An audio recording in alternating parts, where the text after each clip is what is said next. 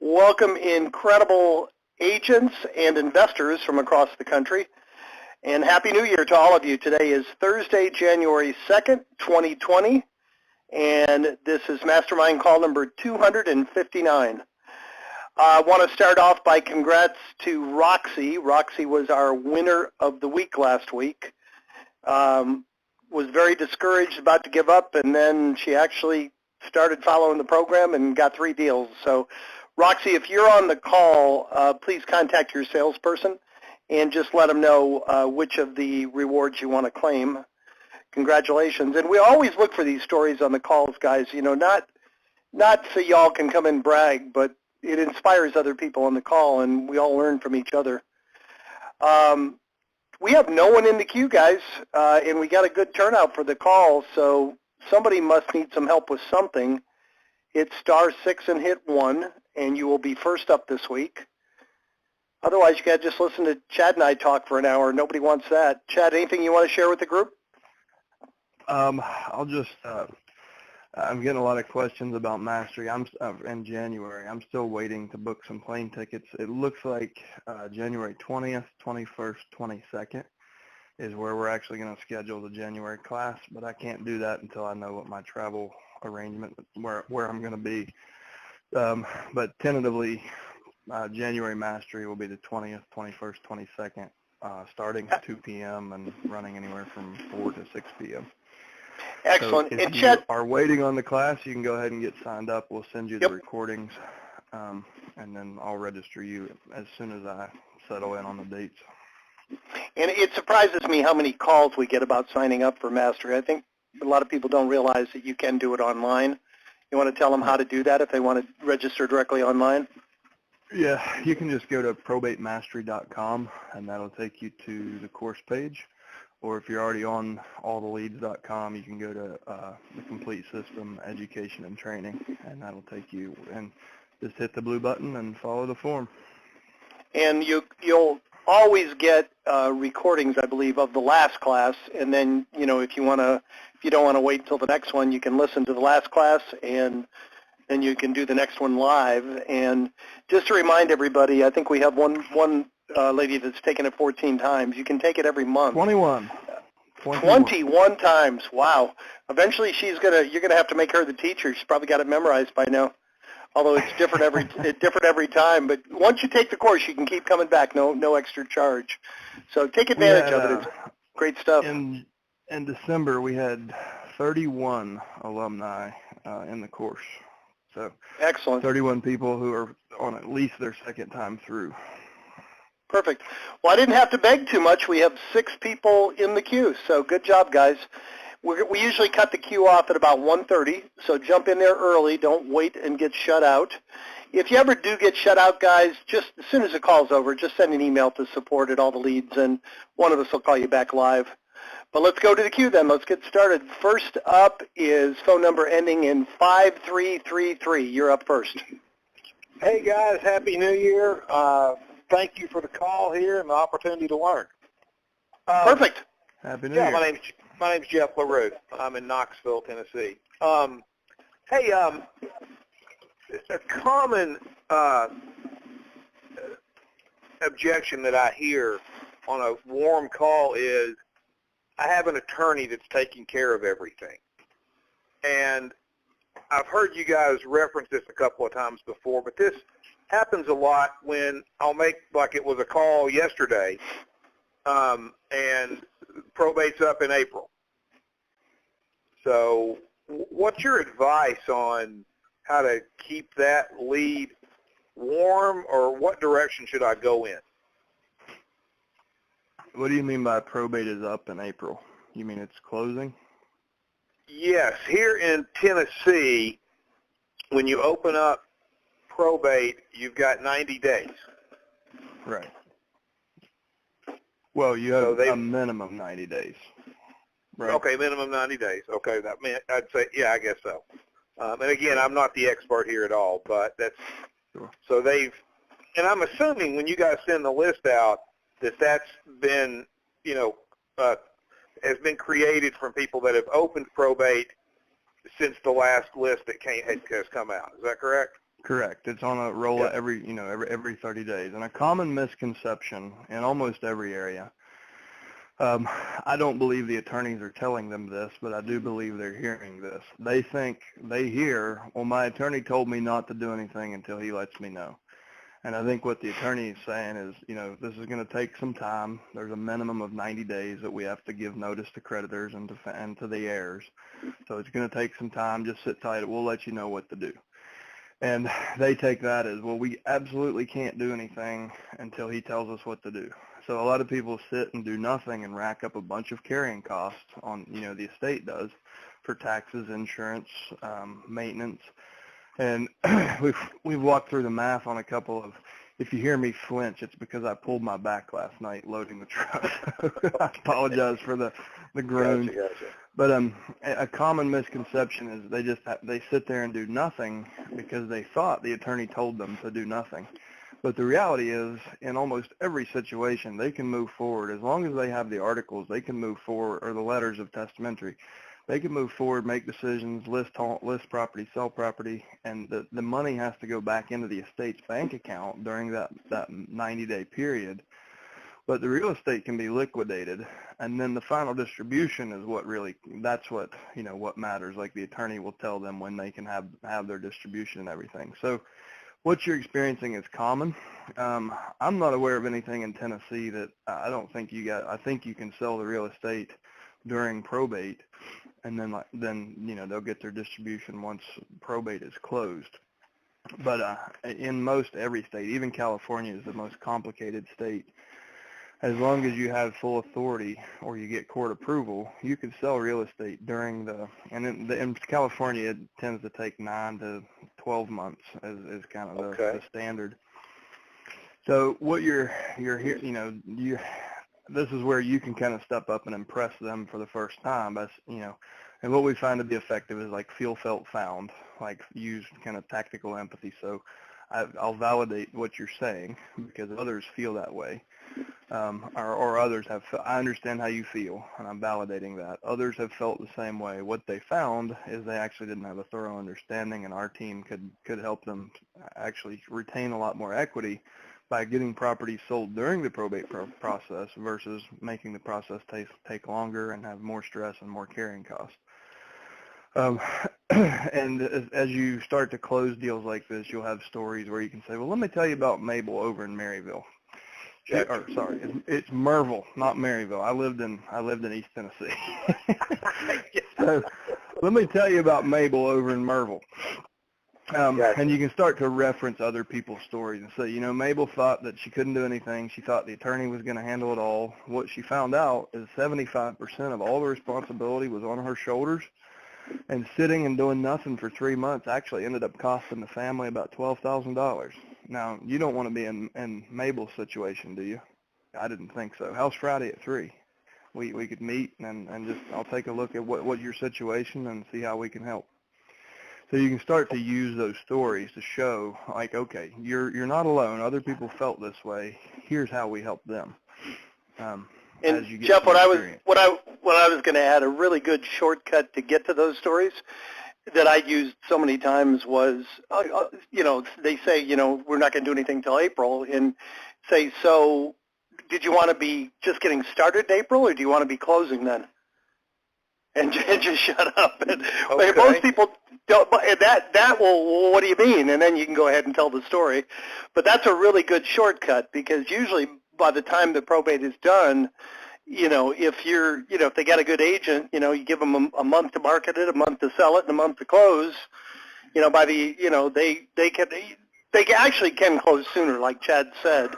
There's a little bit of a process to go back to the court and get approval, but just most of them don't realize that they can shortcut the process, and they don't. If they are starting in April, they're probably not going to close till June or July.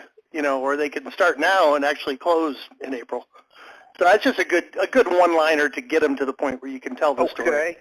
Okay. So you think they can go ahead and sell and then put the proceeds back in the estate's bank account and then disperse after probate is finalized? That's right. Do I just need to ask a probate attorney to get clarification on that? Or the clerk.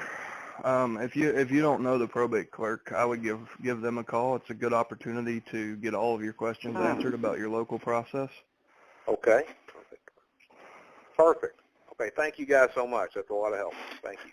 All right, perfect. Well, we got a good participation this week. We got 6 more in the queue. Next up is phone number ending in 7792. You're up next. Hey there, good morning. Happy New Year to everyone.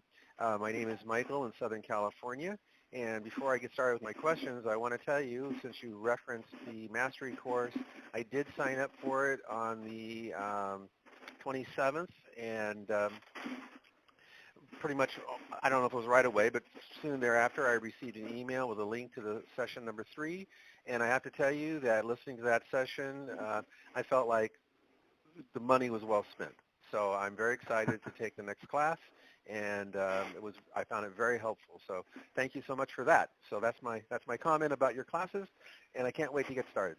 So here's my question. I'm pretty new. I took Frank Patrick's class what was it, November or December, and I'm getting started. And I'm curious about when you see creditors, banks, public administrators, you just what do you do with those? You just sort of let those go, and that's question number 1. And then question number 2 what about older leads that they still have real estate? It's been like a year or longer since they've filed for probate. You still see that they have real estate available. It hasn't been sold. And what sort of a process would you work with those older leads, or would you even? So those are my 2 questions. Sure. Well, thanks for the comments on Mastery. I'm glad you got value from that. I think so. The the system GoToWebinar automatically kicks you the last session that we did. You should have gotten an email after those with all three sessions from October, because that was. Oh, I did. Yes. I Okay. I did receive that a couple of days later, so I'm all set. I'm good. I just haven't started them yet. The holidays and all that stuff, right? Okay. And then on the older leads, I guess I'm kind of going in reverse. On the older leads, like some of those, it sounds like you've been getting lists for a while, and you went and verified that they still have real estate. If they're going over a year, oftentimes that means that there's some infighting in the family or something complicated, and maybe they just can't agree. All the parties can't agree on what is going to be done. In California, those can get kind of messy, and they can get tied up in litigation, and they can last a long, long time. But I wouldn't shy away from them. I would call and see. It's just like everything we say. Focus on people and situation, and just see if you can understand the situation, why they're taking 12 months. I mean, in California, a fast probate is 8 months is the fastest I'm aware of. I would say average is 12 to 16 months for most people. And I've heard them going for as long as 12, 13 years when they get into litigation. Because affluent people can get really ugly when they want to be more when they want more money, right? The fiduciaries, public administrators, those are that's more of a B2B transaction, right? So they're looking at you as a professional that can help them as a professional. There's no emotion attached. So you absolutely want to reach out to the public administrators or the fiduciaries. The other thing, in your area, you actually have professional groups where they get together once a month, or I think it's monthly in most markets. But you can actually join the fiduciary group as an affiliate for like $300 a year, and actually get to know those people at the source, like where they come together to learn and help each other. So kind of like this group. We're a bunch of real estate professionals talking about probate. They have their own groups. So that's something you might consider to get to know more of those folks more quickly. How would I research other ones? That? I mean, how would I So find out? if you look for, fiduciary group in your city, I know that I've had people join them in San Francisco, San Jose, San Diego, Los Angeles. I know those cities have them. I'm not sure the exact name. If anyone's on the call that has joined one of those groups, let us know what the name is. Okay. And I'm not. All right, but I'm not start out by sure. Googling fiduciary group in Orange County. for example. Yeah. Yeah. Okay, perfect. But most major metro areas have those, and that you'll have 50 or 60 members that come to monthly meetings, and if you can find some way to bring unique value that no one ever has, like if you can, just maybe even do a presentation on why your service exists and all the different ways you can help families, and show them, because what you're trying to show them is no different than the attorneys. You want to show them how you can maximize the equity and minimize the time that it takes to do this. And they don't have any emotion wrapped up in it. So you're basically just selling them efficiency. They get paid faster and they get paid more if they work with you, right? So that's what you're trying to show. But if there's some unique value that you can share with the group that they've never had before, like by being a speaker, showing them how to grow their business, even if it's not related to your service, if you can gain a good reputation in that group by helping them reach their goals, guess what? You're going to have a steady line of referrals. So if you can think of ideas that would help a fiduciary grow their business, help them make their business more efficient, and you can be a guest speaker as an affiliate member, then everyone in the room is going to take you a little more seriously. So I would kind of set that as a goal to get that as a longer term referral goal. But we give you the information for the fiduciary. And the data, you obviously should reach out and introduce yourself on each one of those cases. Go ahead. Would you suggest, well, on both cases, the old leads and these, would you suggest, well, for the old leads, would you start with letters or just start with a phone call? And then if you did letters, would they be the same letters I'm using now, or would they be different letters? And on the fiduciaries, would you reach out by letter and then a phone call, or just a phone call? So the letters should be fine the way they are. You don't have to have highly specialized letters. All those are proven, and they work the same at a month as they do over 2 years. It just seems to be what's most important is frequency, or being there when they're ready. So it's not, the copy is important, but all that copy has been proven. So it's more your timing. So I would send at least one letter to your old leads, because direct mail can be even more effective on the old leads, because all your other competition in the mailbox is gone. They've spent their money on that list and they'll never be back. So you can actually have a higher response rate on some of those older, historical campaigns than you will on a fresh campaign. So I would absolutely mail them at least one letter. If you have the budget, just mail them on a standard campaign, like mail them until you speak to them. If your budget will support that. Just a quick reminder, I agree, you can send any letter out. We do have a new letter that is designed to be a 6-month letter that basically just acknowledges it's been a while. You may have sold the property, but if you haven't, here's all the different ways I can help you. Oh, yeah. Okay. But absolutely follow even. Class? Oh, go ahead. Sorry. I was just going to say, the second part of your question, should you call? Absolutely, you should continue calling. Like, even if you only send one letter, continue calling those folks until you've spoken to them, because you never know when they will be ready. Okay. And what was your question about Mastery? Well, I was just going to say about the Mastery. You just mentioned that letter. Is that part of?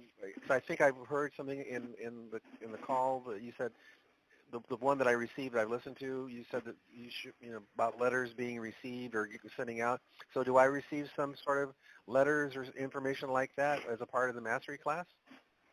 Yeah, and we also do Frank Patrick's mail too. So if you want to, you can use our mail service to fulfill the lumpy mail if you're using his mail.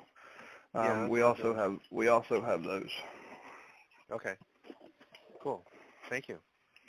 All right. So I know I didn't get to one part of your question. You asked about if you see a bank or a creditor, and that's something that it's difficult to get those folks to engage with you. But oftentimes, what you're seeing is that's a very trusted relationship that the deceased had, and they either didn't trust their family to administer the estate, or they just didn't want their family to have to deal with their estate. So they appoint one of their trusted advisors.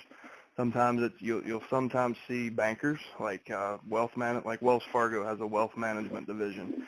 Like, Right. so if they have a banker they really trust or a wealth manager, financial advisor, sometimes you'll see those folks in those slots. I continue to mail. I try to mail and call them. I haven't had much success. But I would say, you know, for the cost of a letter or a phone call, especially with the price point in your area, it's worth marketing to them and giving it a shot.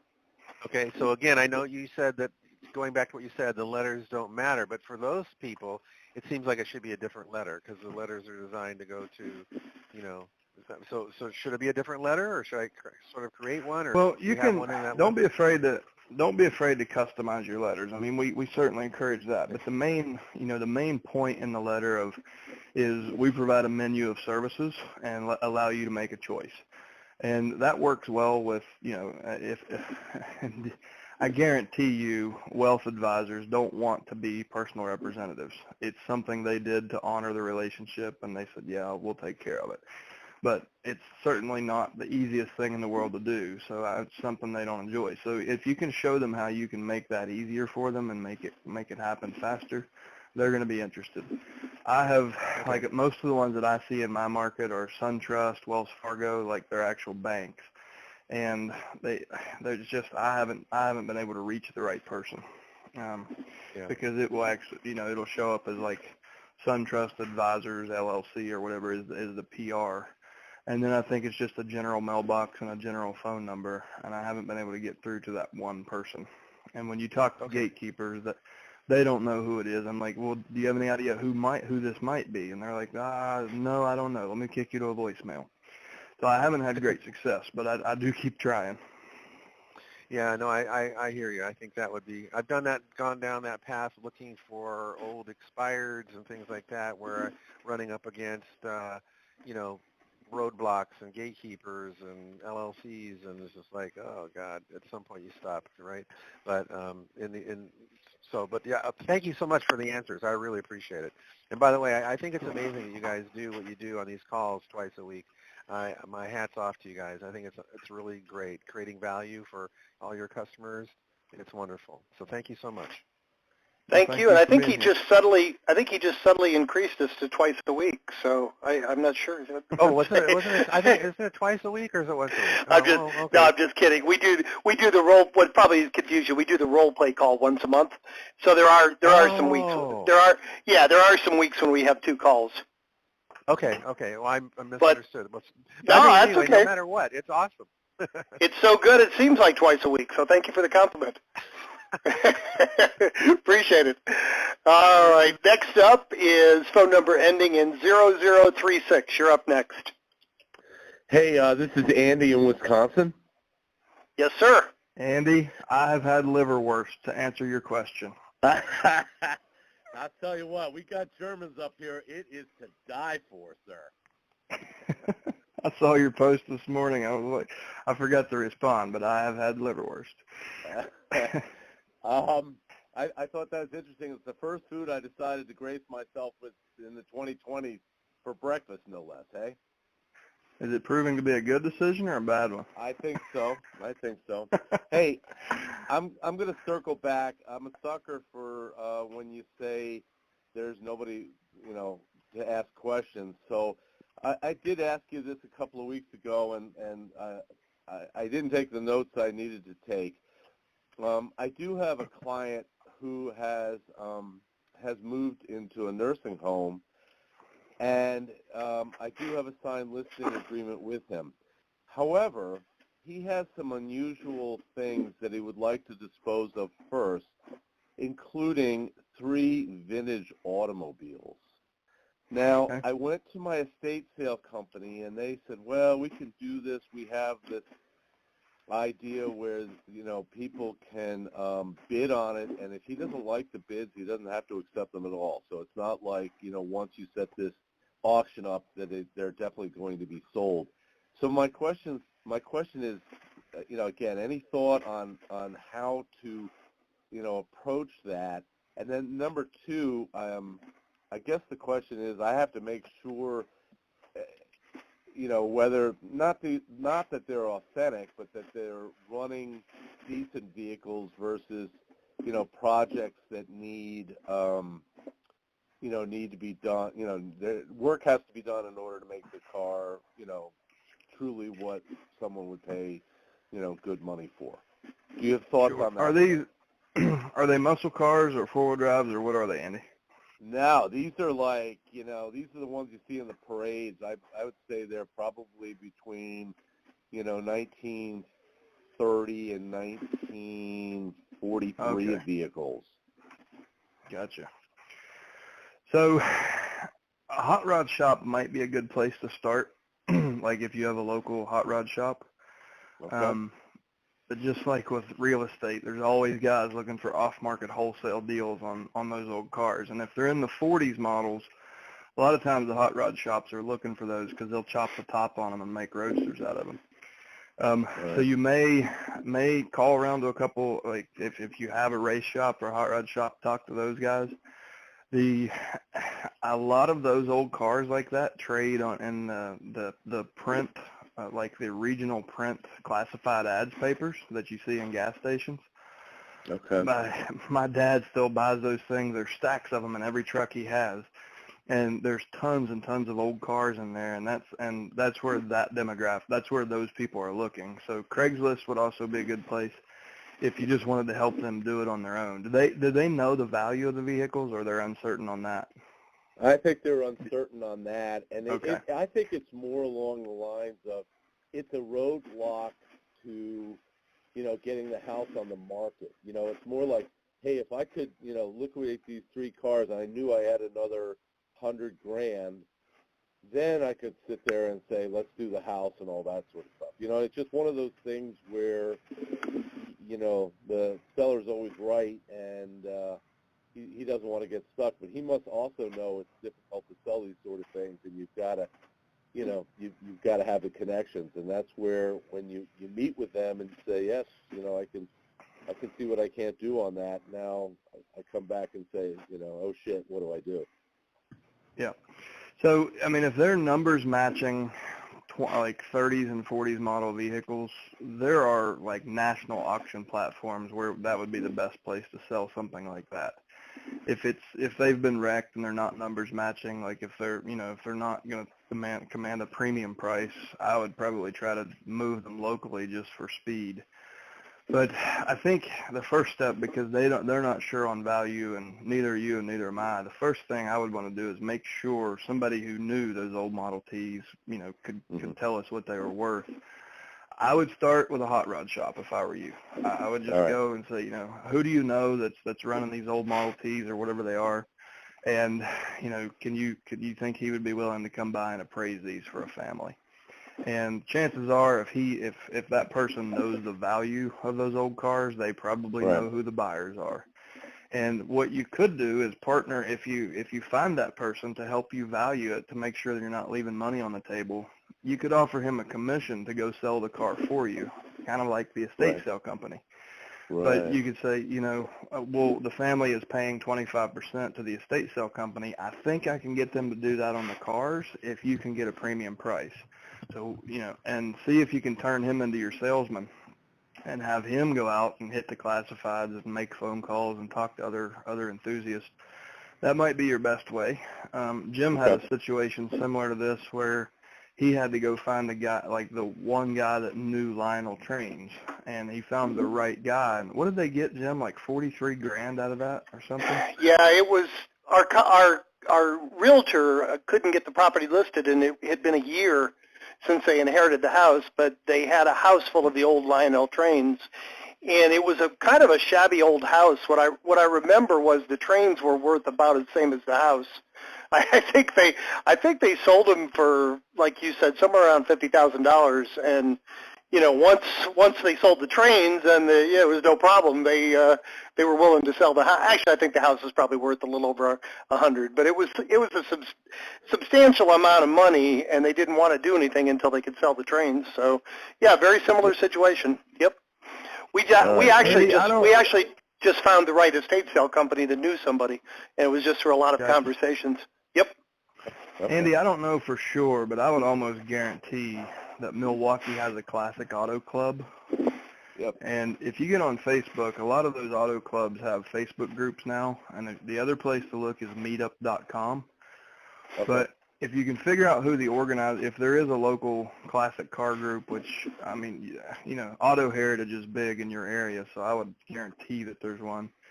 Yeah. They're probably not meeting and doing shows and, you know, weekend rides right now because it's wintertime. But if you can find out who's running that group, that's probably the person you're looking for. So if he's not the buyer, he probably knows who is.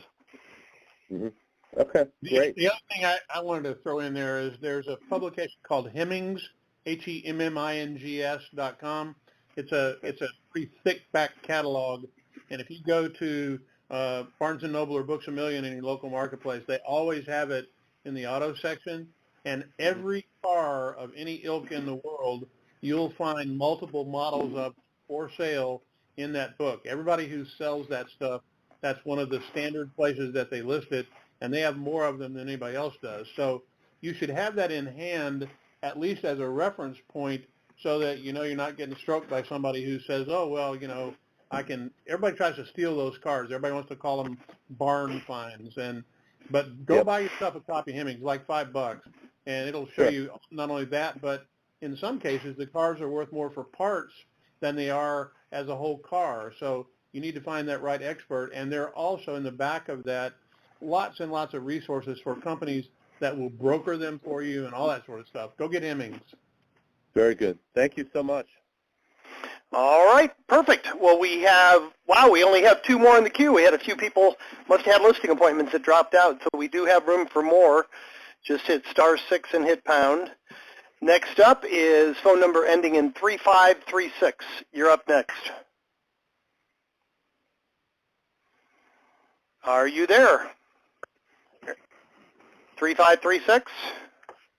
Oh, sorry, I had my phone on. That's okay. Yeah, sorry. Yeah, no problem. That's you. Hey, guys, how's it going? Happy New Year to you. Quick question.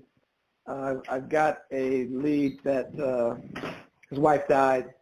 He's left the property distressed. It's been distressed for 10 years. Big hole in the roof. You can stand in the basement and look up into the sky.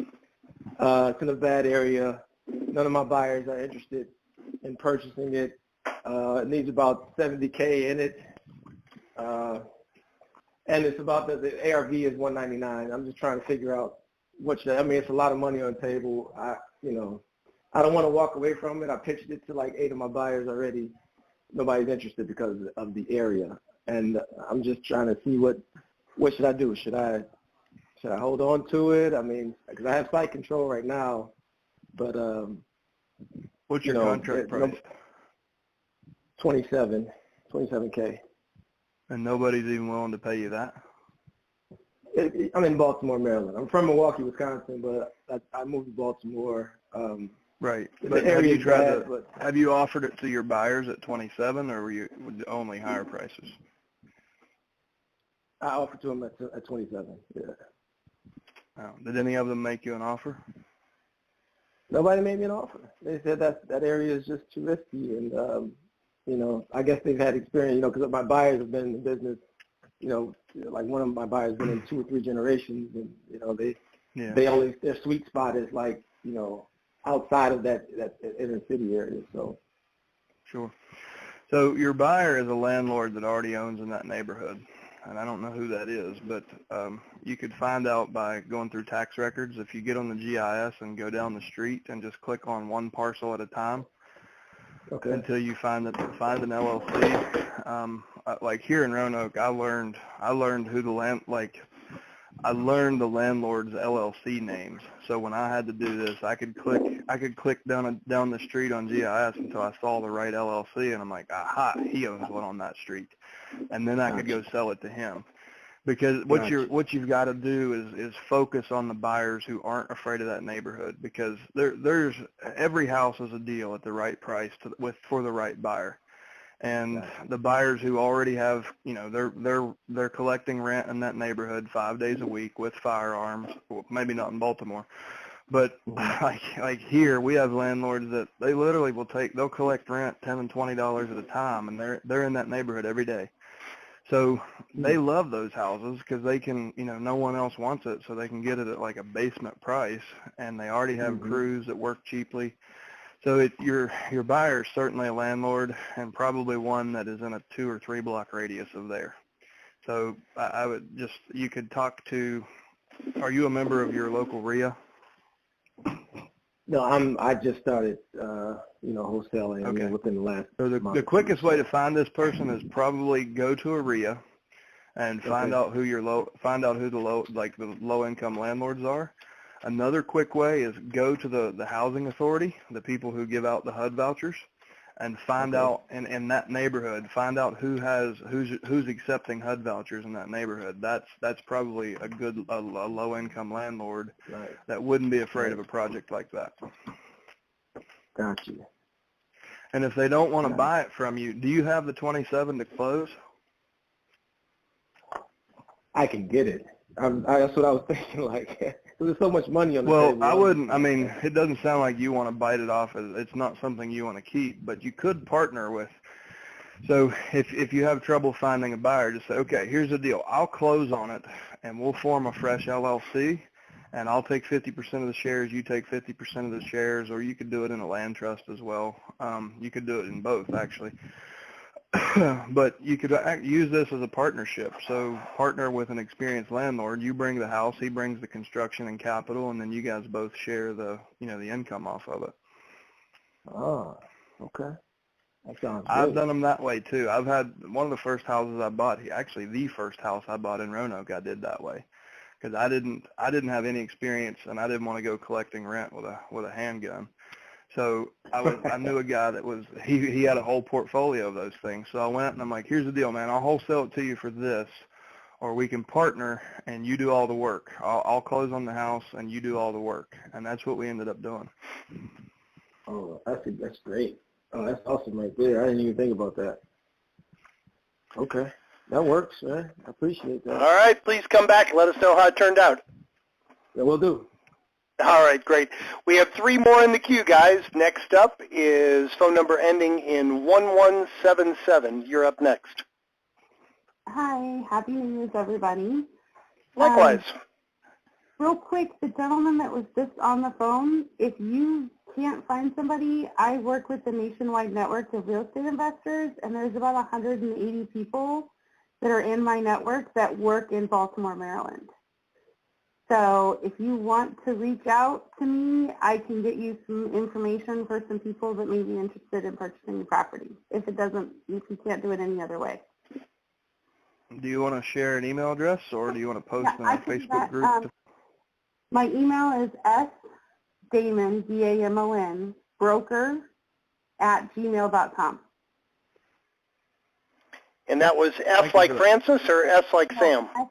S like Sam. That's what I thought. So S. Damon.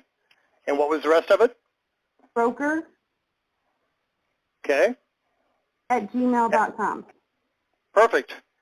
There you go. We're helping each other. That's awesome. It sounds like you got your partner, last caller. Anything else we can help you with?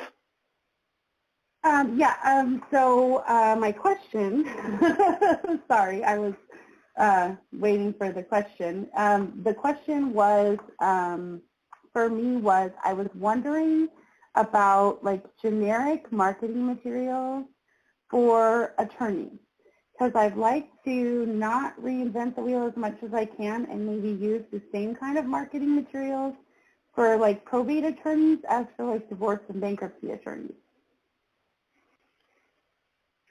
Yeah, it was a good question. She mentioned that in our coaching call, Chad, and I said it's the same way you often recommend a generic name for the company. Don't limit it to probate, in case you want to grow into other businesses. She's looking for a piece you can use with a probate attorney. And, after we spoke, I'll let Chad answer, but it occurred to me that almost any seller, even if it's a FSBO or an expired, could use probably all of the services you're providing for probate. Would you agree? I mean, even someone who is an expired or a FSBO or even a divorce, they still may need, clean out crews, contractors for repairs, estate sale companies for valuables, because the one thing they all have in common is they know that they're moving. Chad, any generic piece that you could recommend? Yeah, I mean, I think you could take the existing TRIFO brochures we have. We use kind of the hub and the wheel metaphor, or a wheel metaphor, where you're the hub and each of the services you offer is a spoke, and that works equally as well for. I mean, I've done short sale, foreclosure, probate. I pretty much handle them all the same way. So if you wanted to roll it into one piece, you could say we work with on the front page. You could create a bullet list. And you could say we work with, families in foreclosure, foreclosure attorneys, families in probate attorneys, and just go down and say we serve all of these people. And you could present it like that could be handed to a family, and they're like, oh, wow, they're doing this for attorneys? And you can hand it to an attorney, and they're like, oh, wow, they're doing this with families? So I think it's a good interchangeable piece. So just modify part of our existing TRIFO brochure and say, have a header that says who we serve, or we're here to serve, and then have a list of all the people. So anyone you might be handing it to can see their profession or their position on the list and identify with that. And then on the inside, you can just have the wheel graphic that we have that kind of shows you your service as the hub and then all the services you can provide. I think that would serve, for anyone. As far as a brand, a lot of folks, I have a lot of conversations about this. A lot of folks will jump in and, they'll grab LasVegasProbate.com or, be the Las Vegas Probate team. And then they realize, wait a minute, I'm working with people in guardianship, nursing homes, Medicaid listings, the divorces, like you never trust. And all of a sudden they outgrow their brand in the first year.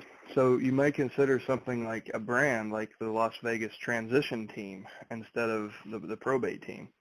So your brand is about, people in transition, not people in probate. So that way it will scale. You won't outgrow it. So as part of that piece, you may brand yourself on that piece as, Las Vegas Transitions, or Las Vegas Family Transitions, or Las Vegas Family Real Estate Services, or I probably wouldn't do that. Take the real estate out, because we want to keep as many hooks out there as possible and create enough curiosity that we give them multiple reasons to reach out to us. But our design team, we can help you design any brochure you'd like, and I think you can create one that would work across all of those niches. Yeah, our number one goal from our coaching call today was to get out there. She's already, just a little background, she's only been with us a month, and she did, it's funny statistic, she did half of her deals last year were probate deals, because she's only been in the business 2 months, and she did 2 deals, and one of them was probate. So I told her I would share that statistic. 50% of her business is coming from probate. But the good news is she's already reached out to an attorney and had success already. So I think your goal is to spend as much time with attorneys as possible in addition to making the calls, right? Right. That's the plan. And so yeah. What's that, Chet? I said that's a good goal. Yep, the great one goal. thing I will say is the TRIFO brochure is great. It's an awesome leave behind, especially if you don't get to speak with the attorney. But your number one focus should be eye contact with attorneys, not marketing pieces. Like get face to face and help them understand what service you provide and why, and they will be impressed. It's not easy. The hardest part is catching them in the office.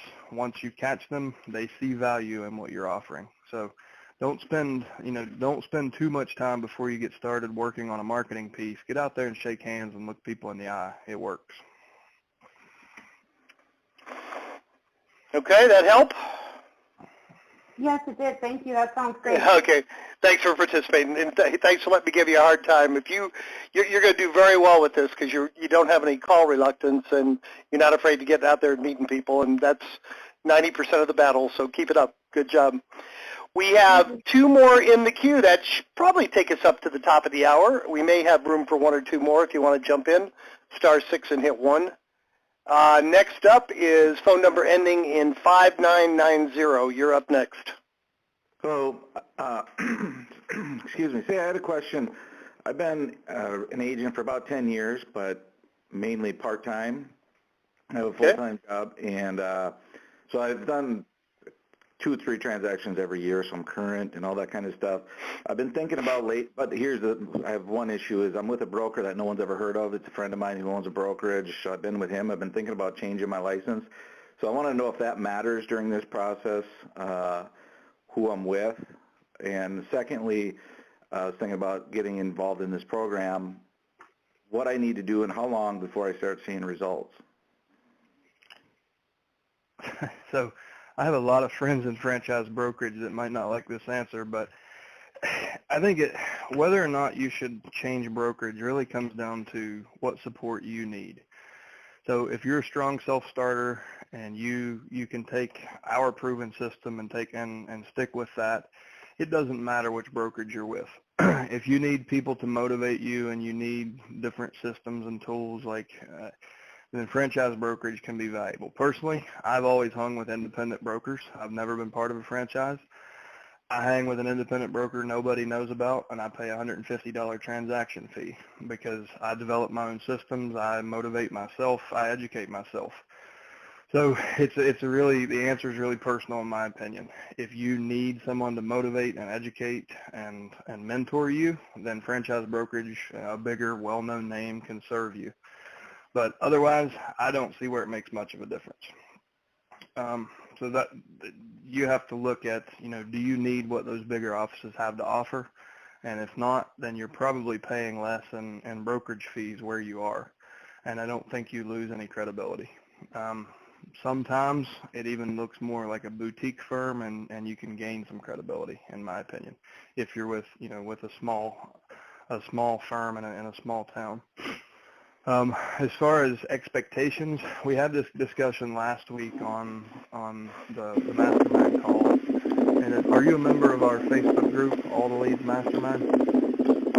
No, actually, I saw your information in the back of my my Realtor magazine and called and had a brief conversation. It's been in the back of my mind, and she sent me the email for these calls. So, okay.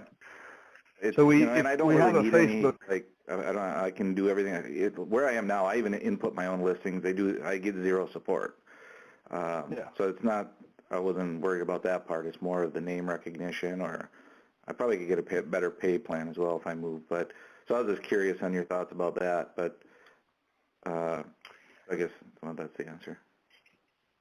Yeah, I think there's a lot of variables in that decision, and it's a very personal thing.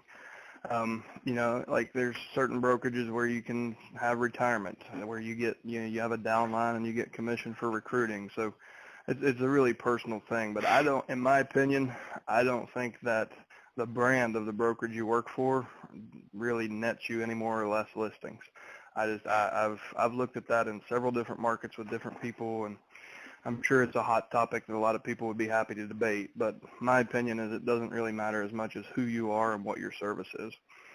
Even when you're dealing with But getting back to the Facebook group that I was referencing, if you're not, it sounds like you're not a member, get on Facebook and look for All the Leads Mastermind.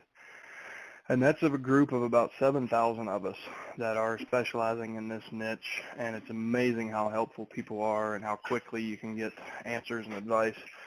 But one of the things we posted last week was I posted it after the Mastermind call. It's an ROI calculator. So it'll kind of help you set and manage your expectations for what this campaign can do for your business. Usually, if you're diligent and you follow the system, you should be cashing checks probably in a 120-day cash conversion cycle. It's not guaranteed. Some people will go 4 to 6 to 8 months before they really find their rhythm, and it's dependent on the marketplace. Like some places, people just don't do anything for 2 or 3 months, and then finally they wake up and start moving forward. And others, we have people that literally just started, and they'll get 2 or 3 listings off their first 50 mailers. So I would, mentally you should prepare yourself for like a 6-month period where you might not be getting checks, but you're building that momentum. And if you're diligent for 6 months, like anyone who's working the system for a 6-month period, you'll start getting frequent and consistent paychecks after that.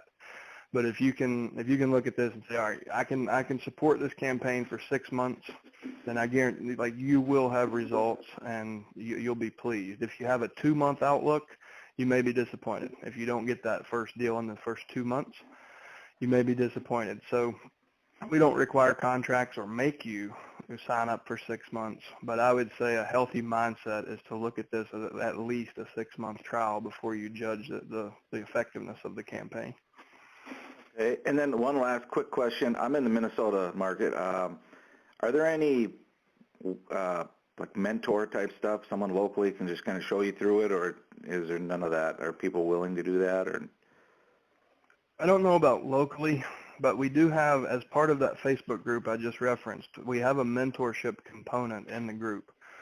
So we have mentors who say, hey, I'm willing to help, and you can go there as a protege and say, hey, I need help. So you might start there. This call is really mentorship. So as part of your subscription, you can be on this call every week, but we also offer personal coaching. So our coaches have, it's all we've done for the last 6 years. We help both investors and realtors, and we cross-train. If you're not investing and you'd like to be, we can help mentor you into that. So the combination of our Facebook group, our monthly coaching calls, our weekly mastermind calls, most people find everything they need within that. But we also have, some of the folks who are privately mentoring others, usually is initiated in that Facebook group. And Chad, one thing you didn't mention, I was a coach for one of the national trainers for years, and I mean, my clients paid him $1,000 a month for me to coach him. Our coaching is, we decided to do it for free. So if you're getting leads from us, one of our coaches will call you on a monthly basis and, spend a good 15, 20 minutes just helping you set goals and holding you accountable. So that is something that starting about 2 months ago, we started including with the subscription. It is included, at no extra charge. We want to do everything we can to make sure you're successful. So consider that, and hopefully that helps. If you just, if like Chad said, though, if you're just looking for somebody to talk to or to kind of compare notes with in your market, the Facebook group is a good spot. Just go in there and say your market and say you'd like to talk to somebody else in that market. Out of the 7,000 people, they're pretty sure there is somebody else, pretty close to you that's already doing it. okay, perfect. Okay. Yep. All right, you're very welcome. We have one more person in the queue. We have 6 minutes. We might actually finish on time today, Chad. I don't want to jinx it, but we'll see. Next up is phone number ending in 2454. You are last up this week. Hey, good morning. Calling from Central Texas. Yes, sir. I am a new member, just joined on Monday. And my question, when I get my first leads, am I going to get an email saying the leads are there, or do I need to be looking in the logging in every day to look to see if they're there? You will get an email. Each month when your lead file is uploaded, you'll get an email notification. Okay, because I know the day I signed up on Monday, on the 30th, that was the day that the leads normally come out from my county. And I was told they hadn't came out, so I'm expecting, they said they come out anywhere within a 10-day, 5 days before or 5 days after.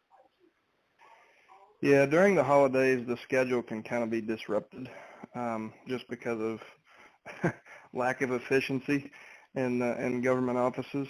Christmas parties are sometimes more important than work, it seems. So okay. It may be a few days behind just because it's, falling during the holidays. Well, Saturday will be the 5 days from the day it's supposed to come out. So if I don't have anything by Tuesday of next week, what would I need to be doing? Contacting somebody with you? Yeah, you can just call the main phone number and talk to our support team and see when we've, if we haven't delivered it, when they think it's going to come. Okay. And Tom is on the call. He asked me to ask you, have you signed up for his orientation program yet? Not yet. I think, is that the call with him? Yeah, it doesn't have to be in this order, but what we recommend, the very first thing, if you're able, spend, 45 minutes and watch those fast track videos. It'll answer 99% of your questions and make you understand the whole system. And then when you're done with that, schedule a call with Tom. He'll go through everything in more detail and go through everything with you again. And that's a really kind of a 1-2 approach to make sure you really get off to a good start. Yeah, I had the email from Tom asking for some dates next week for me to schedule that. I'm going to get that done here sometime today or tomorrow. As soon Perfect. as I get off the call, I have to go pick up a earnest money check. I ended the year by getting a buyer contract underway, and I got to get my earnest money today, get that turned in. Go get them. That's great. Welcome aboard. Anything else we can help you with to get off to a good start? That's it. I'm about 2/3 of the way through watching the fast start videos. Hopefully I'll be able to finish that up this evening, and I'll keep working at it, ready to get that first month of leads so I could get started. Welcome aboard. We're glad to have you. Thanks for participating. All right. Thank you. Guys, this is the first time, we're getting the year off to, I guess it's a good start. We actually finished a call in an hour, so I want to thank all of you making this a great first call of the year. I want to end the call like I always do, thanking each and every one of you for being here. I want to thank those in particular that participated. And I want to challenge each of you, take one thought, one idea, one thing that inspired you on this call, go out and put it into practice, and come back next Thursday and share your results with the group. Thank you so much, guys. Make it a great week, and we will talk to you same time next Thursday. Take care.